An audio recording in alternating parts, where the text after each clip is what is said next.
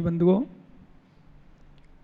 यहाँ पर हम सभी अंतिम तीर्थेश वर्तमान शासन एक भगवान महावीर स्वामी के शासन में विराज करके उनकी पावन पीयूष देशना श्रवण कर रहे हैं अपनी अंतस की कलुषता को शमन करने के लिए, क्योंकि आचार्य भगवान योगेंद्र स्वामी ने हमारे लिए योगसार के माध्यम से एक ही चर्चा की और किसी प्रकार की चर्चा की नहीं। क्या चर्चा की? उन्होंने कहा आत्मा हमारी आकाश के समान, शून्य आकाश और आकाश मतलब आकाश, आकाश शुद्धि होता है, क्योंकि ध्यान रखना 4 द्रव्य निरंतर शुद्धि होते हैं। कौन कौन से? धर्म द्रव्य, अधर्म द्रव्य, आकाश द्रव्य और काल द्रव्य, ये शुद्ध ही होते हैं।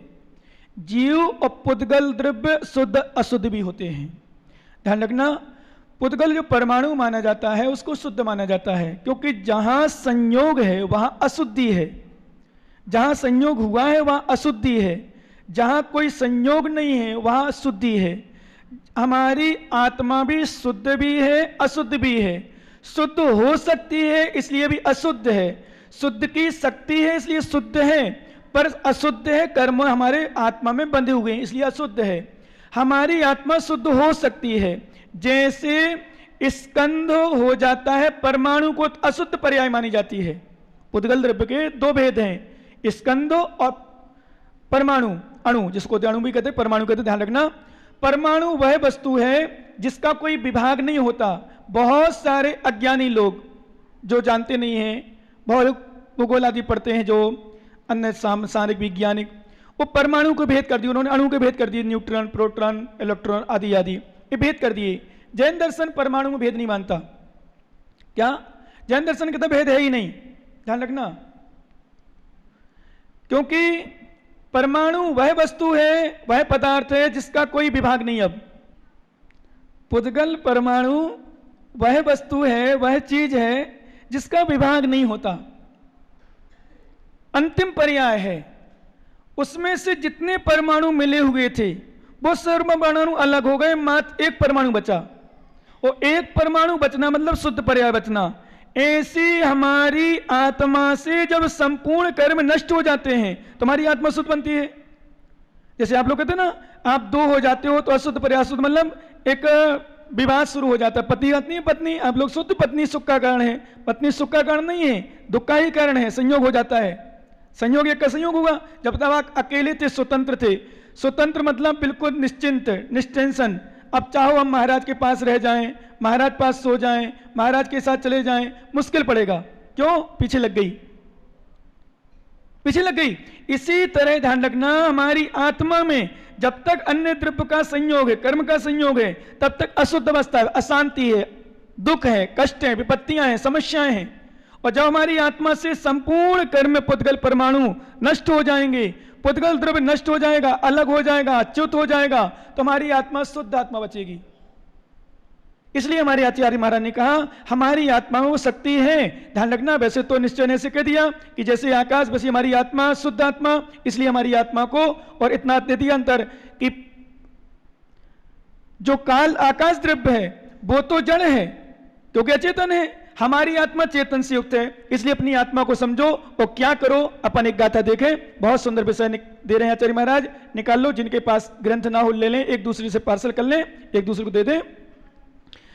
60 नंबर गाथा निकालें। प्रसंगी अभियंतरम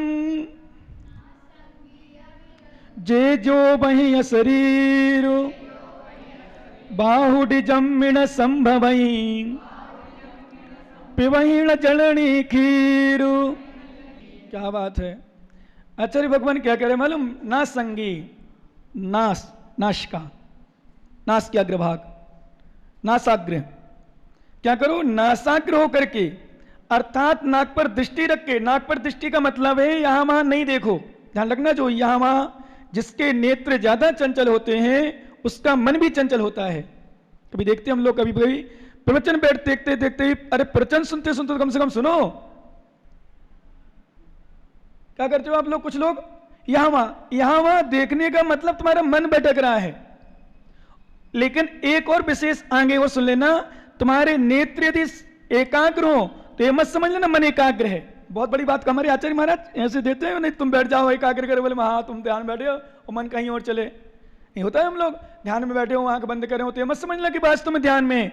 हाँ ये नियम है, क्योंकि बहुत सारे मालूम, पहले नमोस्तु कर लो सभी आचार्य भगवंतों को जो हमारे प्राचीन आचार्य हो चुके हैं, जिन्होंने अपने चिंतन के माध्यम से, आध्यात्म के माध्यम से, अपने चिंतन की धारा के द्वारा हमारे लिए ग्रंथ देकर हम पर बहुत बड़ा उपकार किया है।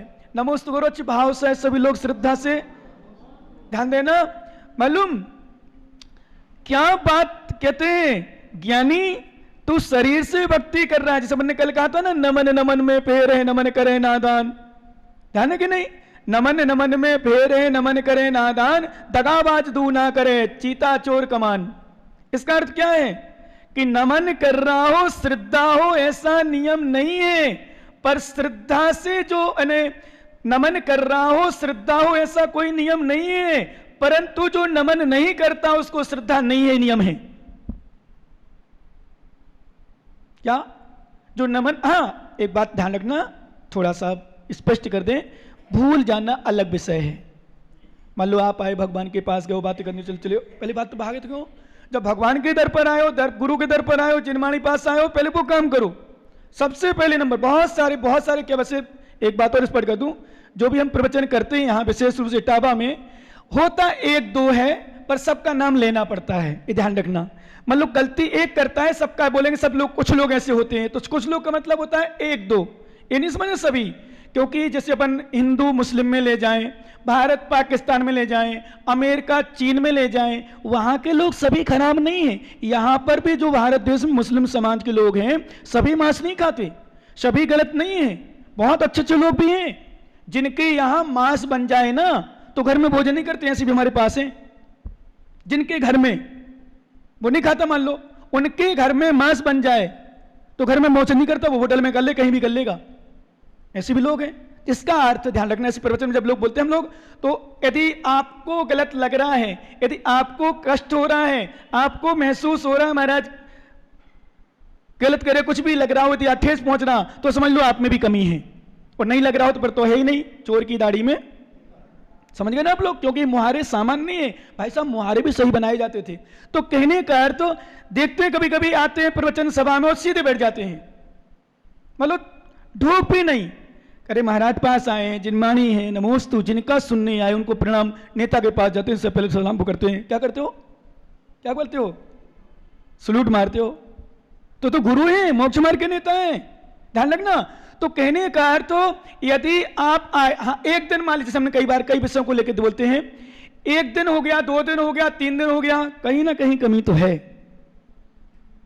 रोज रोज कमी नहीं चलती, ध्यान रखना, कहीं ना कहीं कमी अंदर की। तो विश्वास मानना ज्ञानी, अरे सभा में आओ तो श्रद्धा पूर्वक नमन करो, लेकिन जो नमन कर रहे हो श्रद्धा हो, कोई नियम नहीं है। देव शास्त्र गुरु की आराधना बड़ी श्रद्धा भक्ति से कर रहा हो, सम्यक दृष्टि हो, ऐसा कोई नियम नहीं है, पर सम्यक दृष्टि जो होगा वो नियम से देव शास्त्र गुरु की आराधना करेगा, ये विशेषता है, समझ रहे कुछ क्या? ये विशेषता है, नियम है। अंतौ शुद्धि बहि शुद्धि निस्तता जायते ता बाह्यम ही कुरते दोषम मंत्र दोषम बिना को तहा, बाहर में दोष है अंतर में ना हो, ऐसा नियम ऐसा हो ही नहीं सकता, बिना अंतरंग के बाहर में दोष कैसा, बाहर में भक्ति हो अंदर हो, ऐसा कोई नियम नहीं है। बाहर में भी शुद्धि दिखे, बाहर में क्रिया दिखे, नहीं तो फिर अभव्य मुनि कैसे 9वें ग्रेविक जाता है, बाहरी में क्रिया दिख रही है पर मोक्ष नहीं जाता, इस क्यों? क्योंकि अंतरंग में नहीं है, उपयोग विशुद्ध नहीं है। योग तो शुद्ध है, योग तो शुभ है, पर उपयोग शुद्ध नहीं है। योग में उपयोग में बड़ा अंतर होता है, योग होता है मन वचन काय का, और उपयोग होता है आत्मा से। कितना अंतर आ गया? योग होता है मन वचन काय का, उपयोग होता है आत्मा से। मन वचन काय की क्रिया भी हो सकती है उसमें, उपयोग में शुभ उपयोग शुद्ध उपयोग, ये अभव्य मिथ्या दृष्टि के नहीं होते, अथवा मिथ्या दृष्टि के नहीं होते। शुद्ध उपयोग शुभ उपयोग नहीं होता, कितनी भी साधना करे, कितनी भी आराधना कर ले। इसलिए हमारे आचार्य कहते अब देखो, क्योंकि अध्यात्म ग्रंथ योग सार नासाग्र दृष्टि क्यों कहा गया? यहां वहां झांकोगे, यहां वहां देखोगे, तो जैसे मंदिर में पूजा करते हैं ना आप लोग, माताएं माला फेरने बैठ जाती हैं, बोलो ना हाँ बैठती हैं माताओं, मंदिर में बैठते ना और बैठ गए अपन आगे अथवा पीछे और माला चल रही है और हमारे सामने से निकलते जा रहे लोग,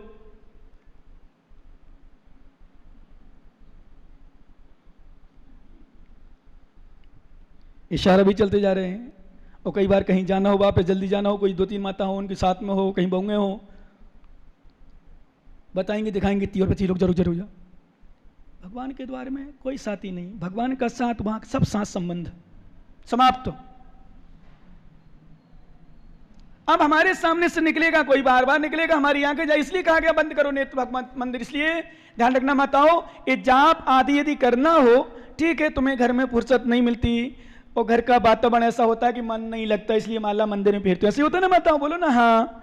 तो आप लोग एक काम किया करो, थोड़ी अकेले एकांत में बैठा करो, जहां से कोई निकले ना, गुजरे ना, हमारे सामने से कोई ना निकले, क्योंकि निकलेगा आपकी दृष्टि जाएगी, नियम से मन चलायमान होगा, मन जाएगा। और कहीं किसी प्रकार का विपरीत में हो गया, कोई नई साड़ी वाला आ गया, कोई गंदे कपड़े पहन के आ गया, कोई ऊटपटांग, ऊटपटांग मतलब शब्द जानते हो ऊटपटांग मतलब गलत वाले कुसंस्कार वाले कपड़े पहन के आ गया, तो फिर आपका मन चलायमान गलत हो सकता है। इसलिए नासाक दृष्टि, साधुओं का नासाक दृष्टि, नेत्र बंद करो, नहीं तो यदि नेत्र बंद नहीं कर सकते नासाक दृष्टि पर रहो। क्यों ना, और क्या कह रहे, नासाक दृष्टि अभ्यंतरम जो जीव शरीर जे जो भई शरीर। आचार्य महाराज कहते हैं जो नासाक दृष्टि रख करके अपने अंतरंग में शरीर को देखता है, अपनी आत्मा को देखते हैं, बाहुड़ी जम्मिन संभवई, सबसे बड़ा दुख संसार में यदि है तो जन्म का है। जन्मम समम दुखम नास्ति ना मृत्यु सदृशम भयम। आचार्य महाराज मरण कंड का ग्रंथ राज्य में आचार्य भगवान अमित गति स्वामी ने स्पष्ट लिखा, जन्मम समम दुखम नास्ति ना मृत्यु सदृशम भयम, मृत्यु के समान कोई भय नहीं है। यदि अभी यहां कुछ होने लग जाए, लाइट कांपने लग जाए, या तो कोई जल जाए अथवा शेर आ जाए, सच बताओ क्या होगा, क्या करोगे माताओं? मुझको लगता है सर हम ही लोग बचेंगे। और चल लगी ना चले जाएं, बोले महाराज आप बैठो, मैं तो जा रहा हूं, मुझे मुनि दीक्षा लेना है, आप तो मुनि बन गए, विश्वास करो हम 2 बचेंगे। कैमरा मेरा वालों बोले छोड़ो कैमरा, घबरा जाएंगे। नहीं ज्ञानी, शेर आ ही गया है, पहले नियम संलिग्न ले लो, क्योंकि सबको एक साथ तो बाहर करेगा नहीं, नियम है, एक एक को करेगा वो बाहर, एक को करेगा फिर दूसरे को, फिर तीसरे को, हो सकता है ऐसा कर दे, परंतु विश्वास करना। आचार्य महाराज कहते हैं मालूम, ध्यान में इतने लीन हो जाओ, इतने लीन हो जाओ, इतने लीन हो जाओ, अपनी आत्मा को देखो, आत्मा को निहारो। मालूम क्या करे, जन्मम समम दुखम नास्ति। हे ज्ञानी, चिंतन करना कभी कभी, कहां संसार में जन्म मरण कर रहा है। सबसे बड़ा दुख और सबसे बड़ा भय यदि दुनिया में है तो जन्म और मरण का है। और सबसे बड़े रोग लिए हमारे आचार्य ने तो जन्म मृत्यु हो, जन्म मृत्यु नष्ट हो जाएंगे तो बुढ़ापा नष्ट अपने आप हो गया, इसलिए बुढ़ापा को भी नहीं लिया। जन्म मरण सबसे बड़े रोग, सबसे बड़ी बीमारी, सबसे बड़ा कष्ट, सबसे बड़े यदि हमें समस्याओं का कारण है तो जन्म मरण है। और जन्म मरण कैसे होते हैं, तो आचार्य मानेंगे शरीर ममताम त्यजेत, शरीर के प्रति ममता छोड़ो, राग छोड़ो, क्योंकि शरीर के प्रति मोह होता है व्यक्ति तो संसार का कारण बनता है। जन्म मरण का मूल यदि कोई कारण है तो शरीर के प्रति स्नेह, क्योंकि व्यक्ति सब कुछ छोड़ देता है, साधु भी बन जाता है, त्यागी भी बन जाता है, पर शरीर के प्रति मोह होता है। शरीर के प्रति मोह ऐसा त्याग करना जैसे हमारे सनत कुमार ने त्याग किया था। जब वेद आया था, ऊपर चर्चा हुई थी धर्म सभा में, सौधर्म सभा में, कि सनत कुमार चक्रवर्ती जो मुनिराज बन चुके हैं, इतनी निष्प्रयता शरीर के प्रति, कोई उपचार की भावना नहीं कर रहे।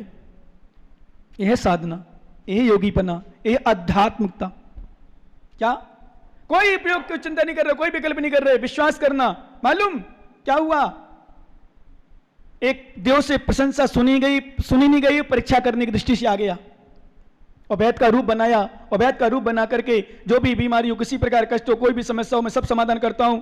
वो घूमने लगा चारों तरफ, तो महाराज ने अपने नेत्र खोले, ध्यान खोला, बोले वैद जी यहाँ क्या करो, गांव में जाओ, कहीं शहर में जाओ जहां लोग मिलेंगे, यहाँ तो कोई नहीं। बोले नहीं महाराज, मैंने देखा आपका शरीर कुष्ठ से युक्त है, वो कुष्ठ को दूर आई, सब बीमारी की मेरे पास दवाई है, मैं सब दूर कर सकता हूँ। बोले सब बीमारी के? हाँ। बोले हाँ। वो नहीं माना, जब समझाया 2-4 बार, क्योंकि मैंने शॉर्ट इसलिए कर दिया क्योंकि मैं सुना चुका हूँ एक आध बार, शायद आपको भी ध्यान होगा, पर मूल विषय पर जाना इसलिए मैं सुना रहा हूँ उसको। तो उन्होंने कहा नहीं मुझे तो ही नहीं। बोले नहीं महाराज, आपके शरीर में जो बीमारी दिख रही है उसको दूर करो। बोले आपके पास है क्या हर रोग की बीमारी का, हर बीमारी का इलाज है क्या?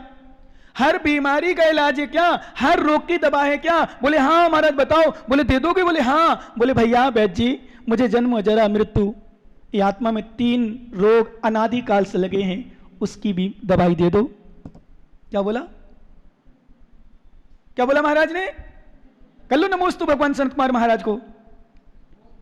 भगवान ऐसी भावना मेरी हो, ऐसी विशुद्धि मेरी हो, क्योंकि तन में रोग हुआ है, तन में रोग हुआ है। विश्वास करना कर्म को जैसे। और एक बात ध्यान रखना, ये दवाई जितनी भी होती है, चाहे खाने वाली, चाहे लगाने वाली, चाहे पीने वाली, ये तभी कार्यकारी होती है जब व्यक्ति का पाप कर्म का उपशमन होता है और पुण्य कर्म को दय होता है। नहीं तो मणि मंत्र तंत्र बहु होई, मरते न बचावे। पढ़ते हो ना आप लोग? ये क्या है? यदि दवाई जिलाने लग जाए, दवाई जीने के लिए शक्ति ताकत दे दिया, जीने के लिए कर दे हमेशा के लिए अमर, तो अजरमर हो जाएगा, मरेगा नहीं। दवाई विश्वास न जिलाता नहीं है, दवाई जिंदा नहीं करता। दवाई तो एकमात्र यदि असमय में मृत्यु हो रही हो, उसको बचाने के लिए उसमें सहायक बनती है, वो कुछ नहीं करती।